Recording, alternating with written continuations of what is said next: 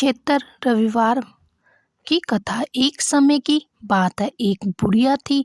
वह हर रविवार को प्रातःकाल उठकर अपने घर को गाय के गोबर से लीपती थी, स्नान करती थी, पूरे ही विधि विधान से भगवान सूर्य देव की पूजा डेली किया करती थी। फिर भगवान को भोजन बनाकर भोग लगवाती थी, उसके बाद स्वयं भोजन करती थी। श्री हरि की कृपा से उसके घर पर सुख समृद्धि, धन धान्य और आनंद से भरा रहता था। उसकी एक पड़ोसन थी जिसकी गाय का गोबर वह बुढ़िया रोज लाया करती थी। पड़ोसन उसकी संपत्ति से जलने लगी। उसने सोचा, यह मेरी गाय का गोबर ले जाती है, इसलिए उसका घर खुशहाल से भरा हुआ है। उसके जीवन में किसी प्रकार की चिंता नहीं है। अगले दिन से उसने गाय को घर के भीतर ही बांध दिया।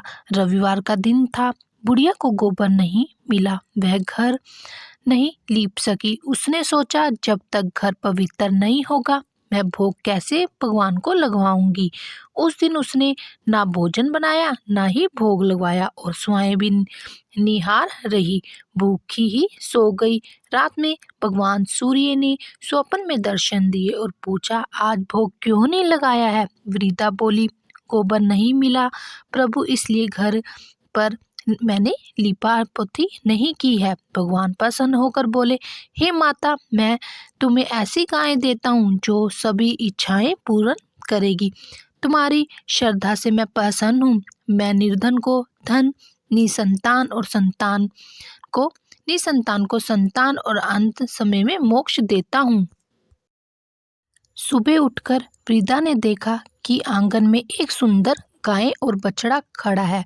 वह बहुत ज्यादा प्रसन्न हुई, लेकिन पड़ोसन का हृदय जल उठा।